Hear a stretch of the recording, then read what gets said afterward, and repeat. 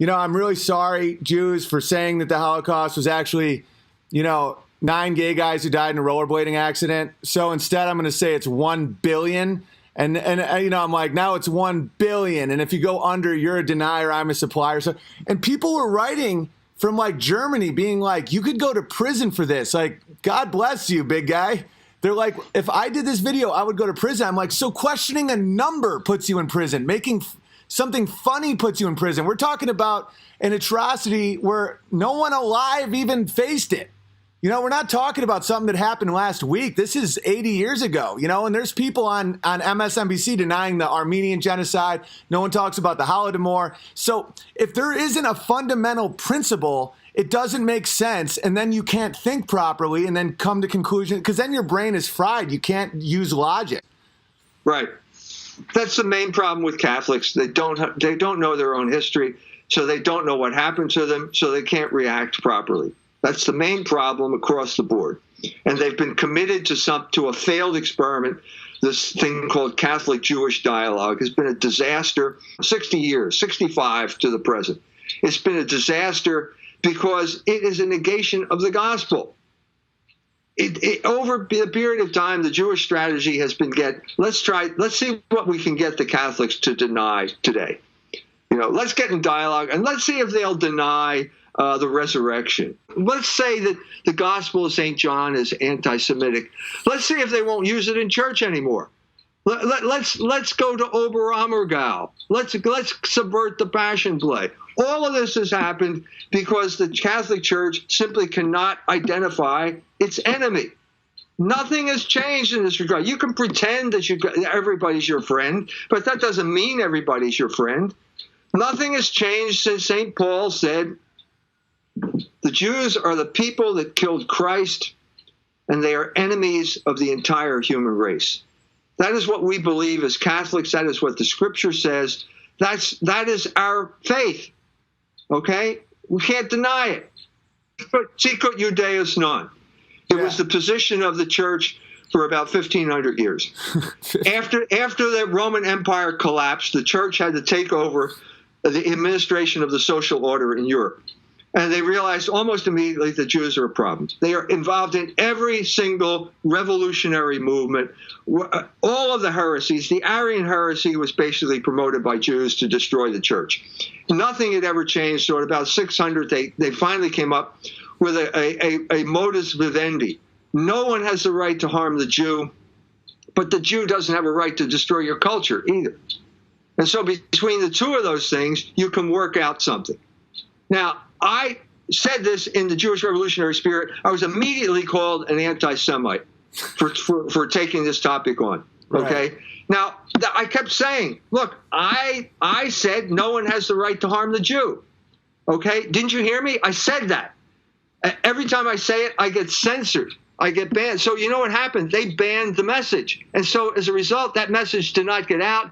And as a result, some guy in Pittsburgh walked into a synagogue with a rifle and started shooting Jews.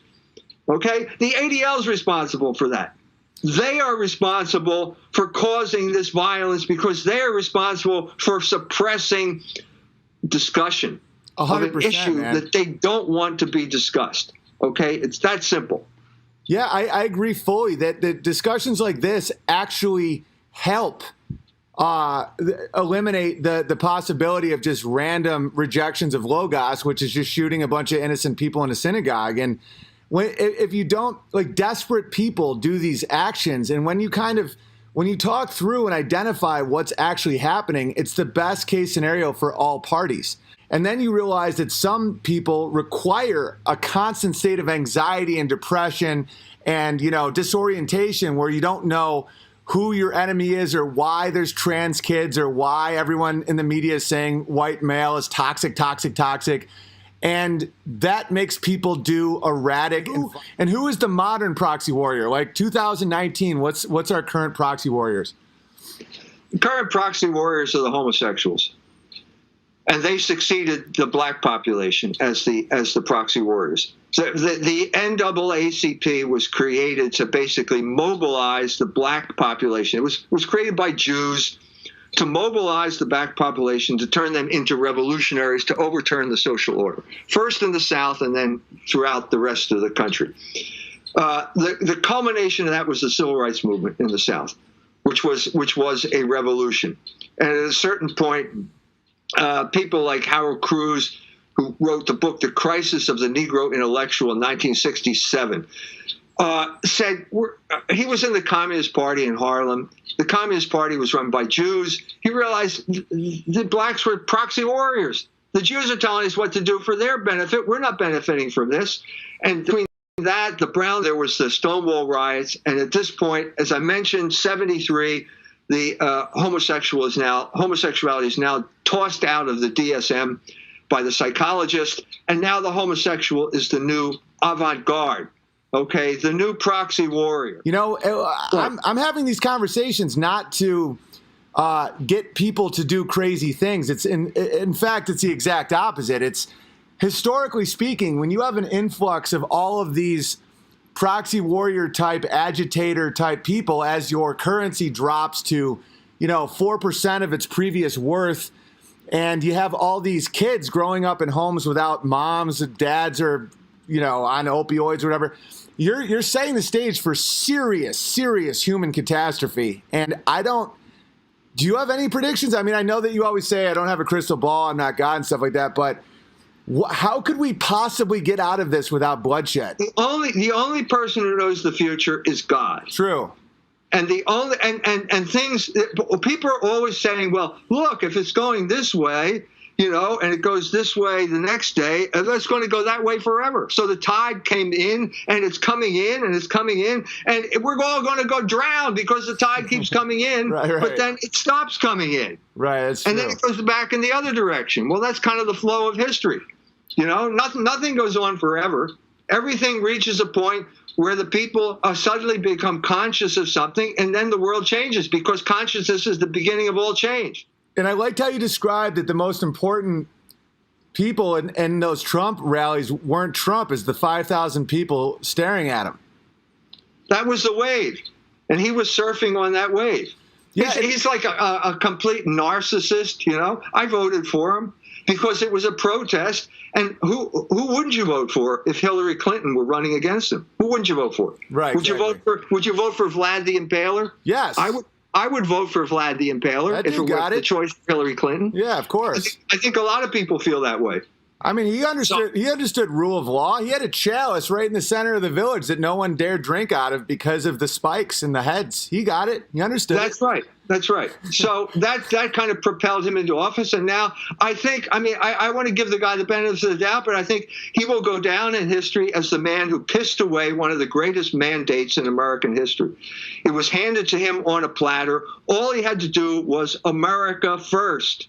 America first. That's true American conservatism, okay? Isolationism, if you want to use the pejorative term. Let's withdraw from all of these foreign entanglements and let's rebuild the manufacturing base so that we can all be prosperous citizens. That's all he had to do, and he completely screwed it up with pandering to the Jews over foreign policy. It was a disaster. Yeah, what did you expect? Because America first started with that dude, the Spirit of St. Louis. I can't believe I'm. Lindbergh. Charles Lindbergh. Lindbergh, yeah. It was Charles Lindbergh. It was Henry Ford. It was Father Coughlin. All of these people are now being demonized as anti-Semites. All of them, which gives you some indication of what we're allowed to think and what we're allowed to believe in and vote for. But see, now the problems are right on our doorstep. When you have the opioids started by the Sackler family. One Jewish family contributes to 100 deaths a day. People I know that fought in these foreign wars, not on behalf of America, that now have killed themselves with heroin. And that, like, when you start seeing these things, and it's not about a hatred of Jews. It's not about any of that stuff. It's about representing yourself and America first, and not having these oligarchs have this mysterious control over everybody. And the more people are aware of this, the more they can get back to what they just want to do. It's not about enacting revenge or rounding up Jews or anything like that. It's saying, let us make our own decisions. We don't want transgenderism taught to our 8-year-olds in school. I mean, this is having and that's a married lesbian Jewish couple. One's a rabbi, is in charge of pushing all this stuff on kids. And any concerned parent can figure this stuff out. And so it's just like, leave us alone. Like, let us just raise our children. And I think that message is definitely getting out in the millions. All my friends know that. Everybody I know that works for a living knows that. But you won't hear a peep of that out of any media source. No, because they're controlled by the people who want to control us. Exactly. To a degree that's scary. To a degree that, I mean, I'm not going to say who, but like a lot of people that are known for, you know, being the rebels, the outspoken weirdos, all this, they won't say a word, and that's Jews. They won't say it. And as a comic and as an American, I know that that's a means of control. You know, it's once you give up one word, once you agree with, birth control pills, who's to say sodomy isn't fine because it's sex to give you pleasure removed from procreation. Like, I understand the waterfall that creates. It's a logical problem, and a lot of people don't. They just are like, okay, I just won't. What about the dog catcher? Do you have to work for the government? What about someone who's very wealthy, who always has gold on them? You know, when you don't have any logos, you're a slave. And that's why I'm just like, Jews, Jews, Jews. It's not like I have this fixation on Jews. It's just like, why can't we? Why can't we get back to some type of rational standard here? Exactly. Why can't we do that? We're not proposing any special advantage to anybody here. We're proposing justice. We're proposing reason. We're proposing fairness. We're proposing no advantage for any particular group. Why can't you do that? Well, because there's a group that wants advantages, and they don't like it.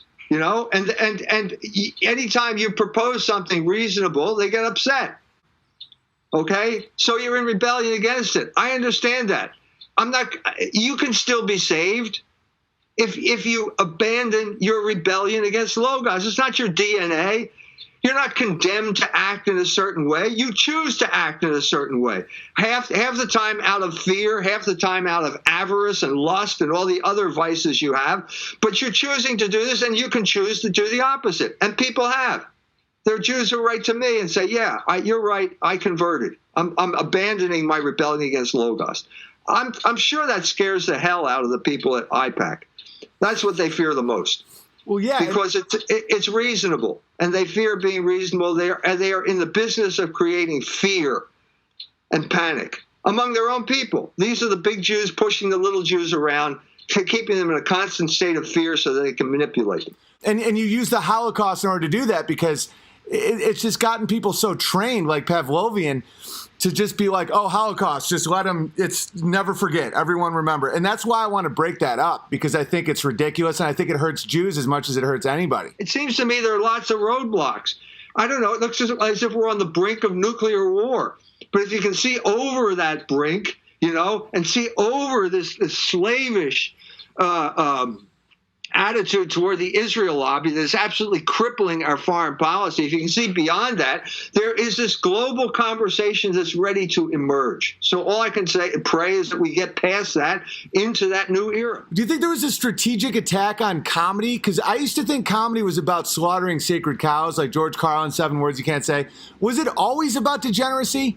Because now that I'm attacking... The Jews took over comedy. Yeah. There's a book called Gravity Fails, written by a Jew, and it's basically about how the Jews took over comedy. Jews take over everything they get involved in, and they took it over and they redefined comedy to be their form of subversion. Okay, and then if you propose another type of subversion, they don't like it, and so they kick you out. They expel you from the synagogue of the comedy club. It's true, because I've had 2 Comedy Central specials. I've done Leno and Fallon, and I had all the Pete. I had what'd you just call it? His resume, one of the greatest resumes. I had the resume, but when you subvert subversion itself to uproarious laughter, they're like, no, we have this one too. You got to get out of here. And I've had to perform in children's museums and libraries and parking lots to big crowds, but because I won't give up, Logos. But it's interesting how they have full control now over comedy, the oligarchs.